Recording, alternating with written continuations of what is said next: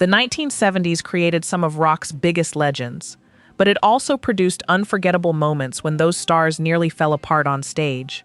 From a drummer collapsing mid-song and a teenage fan taking his place, to a rising songwriter being booed by a massive festival crowd, these performances showed the unpredictable reality behind rock stardom.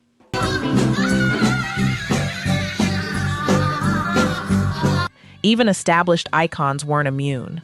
Chuck Berry shocked viewers on national television. Artists faced hostile crowds at the Isle of Wight festival, and Elvis Presley struggled to remain upright months before his death. Oh, what is a man?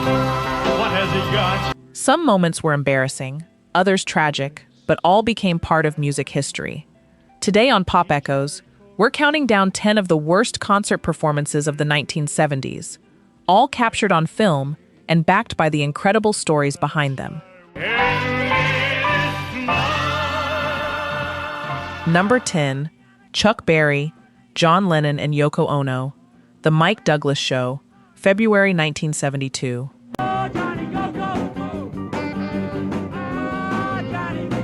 In February 1972, John Lennon and Yoko Ono took over hosting duties on daytime television's The Mike Douglas Show for an entire week, using the platform to introduce Middle America to everything from macrobiotic cooking to political activism. But the week's musical centerpiece was deeply personal. Lennon finally got to meet and play alongside his idol, the man he credited with inventing rock and roll itself, Chuck Berry.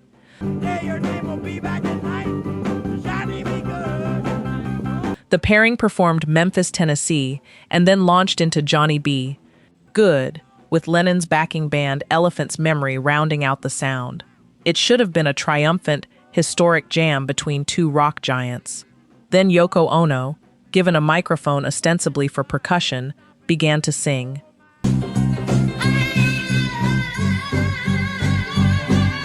Berry's face, captured live on camera, became one of the most replayed reactions in rock history.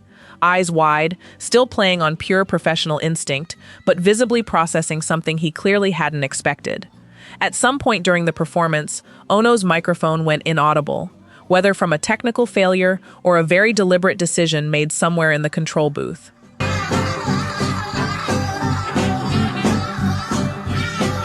The footage endures not because the music was disastrous, but because of that single, unforgettable expression. Proof that even a founding father of rock and roll could be caught completely off guard on live television. It's a lighter opener to our list, but the chaos escalates fast from here.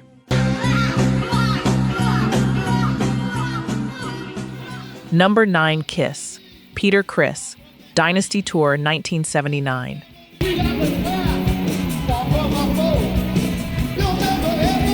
By 1979, Kiss's original lineup was quietly falling apart on camera. Drummer Peter Criss, sidelined by injuries and increasingly resentful of his bandmates, had grown so disillusioned that he later admitted, in his own memoir, to deliberately sabotaging the band's live shows during their Dynasty tour.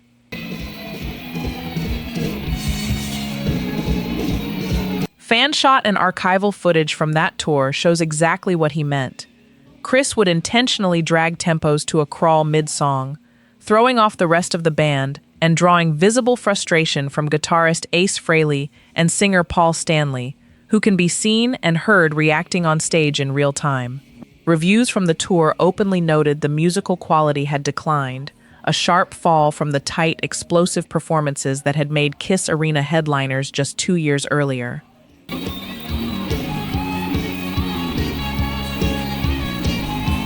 The tension boiled over repeatedly through the tour's final months. Thrown drumsticks, on-stage confrontations, and a band that was, by every account, barely speaking to one another between songs. It became the last tour the original 4 members would complete together for nearly 2 decades.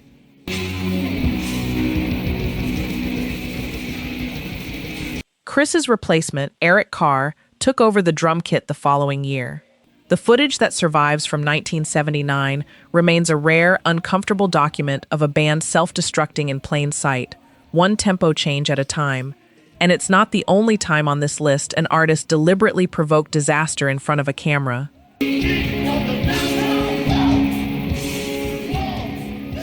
Number 8. Kris Kristofferson, Isle of Wight Festival, England, August 1970. It's my festival. What can I do? We just work here, you know? Kris Kristofferson arrived at the 1970 Isle of Wight Festival as a virtual unknown outside Nashville, making his first ever appearance in the UK in front of an estimated crowd of 600,000. It should have been his big break. Instead, it became one of the most infamous booings in festival history, all captured on film by documentarian Murray Lerner. New Orleans. The crowd, exhausted, hostile, and increasingly hijacked by anti-capitalist agitators storming the stage between sets, turned on Kristofferson almost immediately. Making matters worse, many in the audience misheard his song Blame It on the Stones as a direct attack on the Rolling Stones and the youth movement itself, and the booing intensified until he was driven off the stage entirely. Nothing left, so she left for me. It was a total disaster, Kristofferson later admitted, recalling that the crowd seemed to despise nearly every act that weekend. The surviving footage shows a young songwriter, years before Me and Bobby McGee would make him a household name, visibly rattled in front of a sea of jeering strangers. It rained, took us all away to New Orleans. Kristofferson wasn't alone in enduring the crowd's fury that weekend. Isle of Wight 1970 would go on to claim several more victims from our list, each one caught on the same rolling cameras. I took my harpoon out of my dirty red pants. Number 7. Sly and the Family Stone, Isle of Wight Festival, England, August 1970.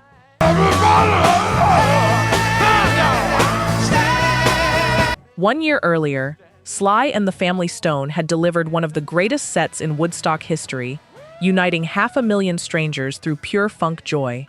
Expectations for their Isle of Wight return were sky high. What they got instead was a festival already running on fumes, with a crowd exhausted by days of overcrowding and mounting hostility toward promoters.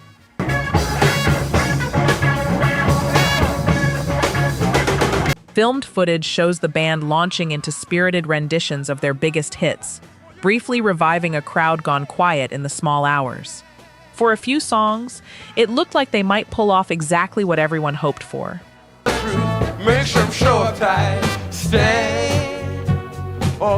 Before the planned encore, a political agitator commandeered the stage microphone, and the restless crowd's mood curdled instantly. Beer cans began flying toward the stage, and one struck bassist Freddie Stone directly.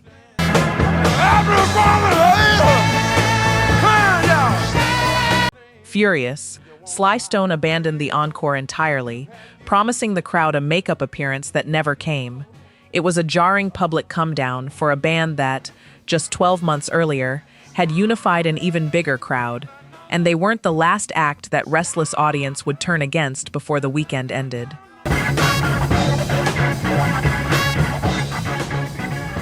Number 6. Joni Mitchell, Isle of Wight Festival, England, August 29, 1970.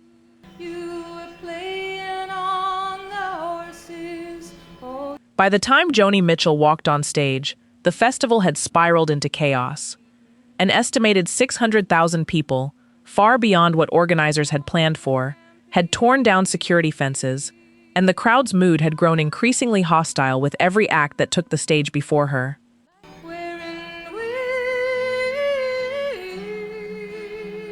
Performing solo with just an acoustic guitar, Mitchell faced hecklers shouting for her to smile almost immediately. Documentary footage captures the moment she stopped mid-song to calmly address the crowd, asking for a measure of quiet and respect. Mid-set, a man scrambled onto the stage and lunged for her microphone before security pulled him back. Over time, I lost my fire now. Over time. Rather than fleeing, Mitchell held her ground. By the time she reached both sides now, the same crowd that had jeered minutes earlier fell completely silent, hanging on every word. She later described the ordeal simply as feeling fed to the beast.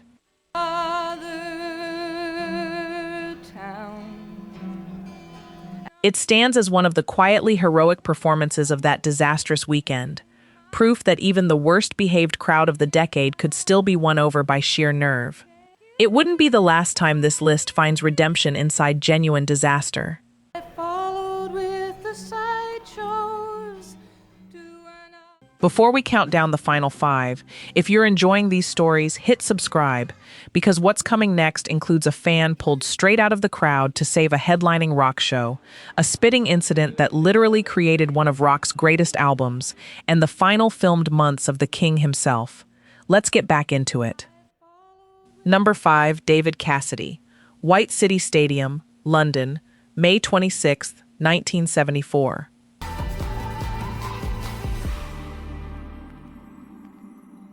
By 1974, David Cassidy was the biggest teen idol on earth, his Partridge Family fame triggering scenes of mass hysteria across 3 continents.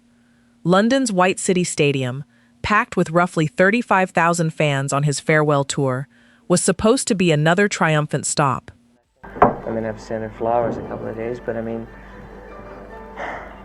Instead, as Cassidy performed, a devastating crowd crush built in the packed general admission area below. Fans near the front, pressed forward by the sheer weight of bodies behind them, began collapsing. Security spent much of the show pulling injured and unconscious fans out of the crowd, carrying them to a makeshift medical station beneath the stands. I think just from the excitement of it all, so I've been told, and there have been a lot of rumors about it. Surviving footage and interviews capture the scale of the panic once it became clear what was happening. By night's end, over 800 people needed treatment, one of the largest mass casualty events at a pop concert to that point in history.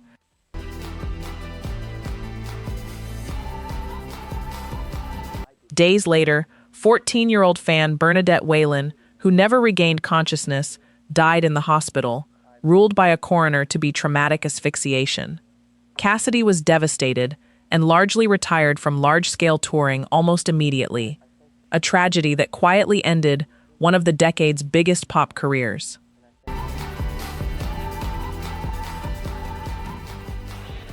Number 4, Keith Moon and The Who, Cow Palace, San Francisco, November 20th, 1973.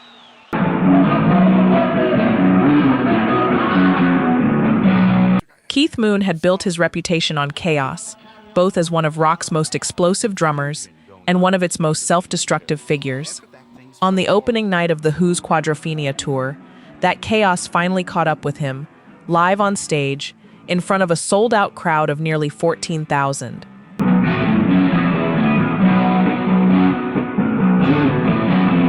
Having reportedly taken a combination of animal tranquilizers and brandy before the show, Moon's playing grew erratic through the early set. Then he collapsed entirely at his kit during Won't Get Fooled Again.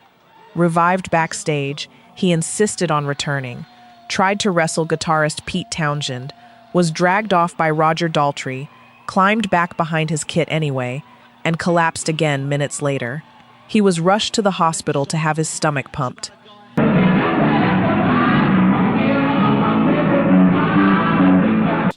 Townshend turned to the crowd with a question no headlining band had seriously asked before. Could anybody play the drums? 19-year-old fan Scott Halpin was pulled from the crowd, handed a shot of brandy, and sat down behind Moon's kit to finish the show. Captured on film, he nailed it, earning a standing ovation and Rolling Stone's Pickup Player of the Year award, a title he remains the only person ever to receive. The horrible truth is that without him... Halpin passed away in 2008 at age 54. The Cow Palace show remains one of the most joyful surprises ever caught on a concert stage, proof that disaster and delight can share the same night.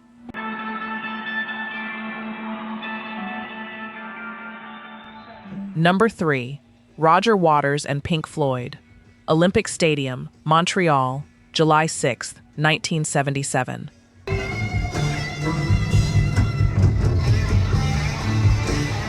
By the summer of 1977, Pink Floyd's Animals tour had ballooned into full stadium spectacle, and bassist Roger Waters was growing increasingly disillusioned with the emotional distant stadium rock had created between the band and their audiences.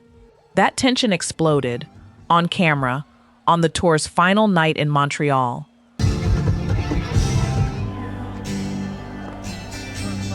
Waters was midway through the gentle acoustic number, Pigs on the Wing, when fireworks began going off throughout the crowd, and an overzealous fan began climbing toward the stage, screaming. Filmed footage shows Waters leaning down and spitting directly in the fan's face, visibly furious. Guitarist David Gilmour, frustrated with the entire show, sat out the final encore altogether.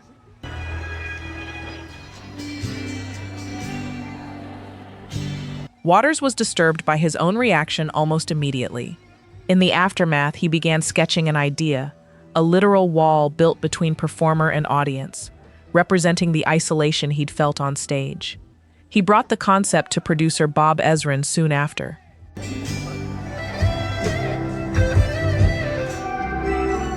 Two years later, Pink Floyd released The Wall, 15 weeks at #1 in the US, over 30 million copies sold worldwide. The chain from that filmed spit to one of rock's defining masterpieces isn't metaphorical. It's documented history, captured on the same cameras that recorded the meltdown itself. Number 2, Sex Pistols, Winterland Ballroom, San Francisco, January 14, 1978.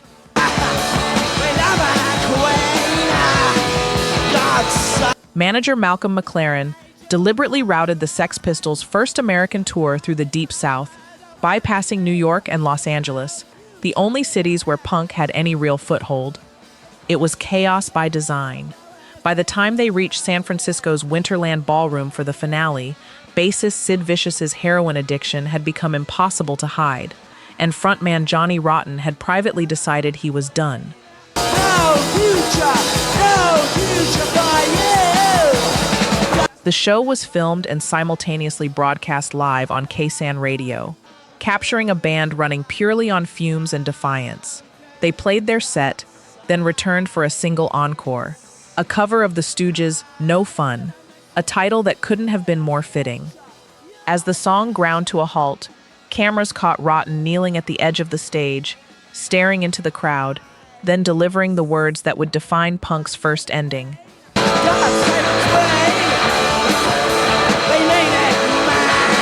Ever get the feeling you've been cheated? He dropped the microphone and walked off. The band broke up within days. Rotten has said he meant every word, that he felt cheated by the media circus and the industry machine that packaged punk right back to the people it was meant to speak for.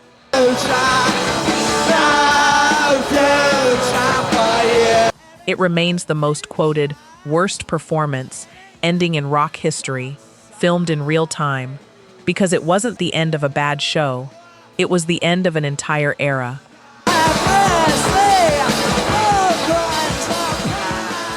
Number 1, Elvis Presley, CBS television special, Omaha and Rapid City, June 1977.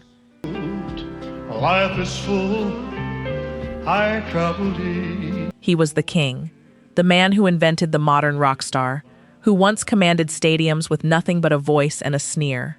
By June 1977, the machine that built Elvis Presley was quietly killing him, and CBS television cameras were rolling to capture it. I say, not in a shy way. Manager Colonel Tom Parker had struck a deal with CBS to film a new special during the summer tour, despite Presley's visibly declining health. The first filmed night, in Omaha, was so poor that producers could barely use any of the footage.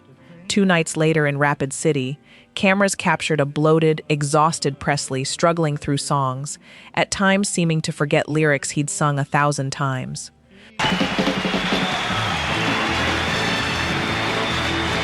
The special aired as Elvis in concert on October 3, 1977, 6 weeks after his death. Audiences at home watched, in real time, a legend visibly disintegrating on camera, a far cry from the lean performer who'd once redefined popular music. My share of losing. On August 16, 1977, Elvis Presley was found dead at Graceland.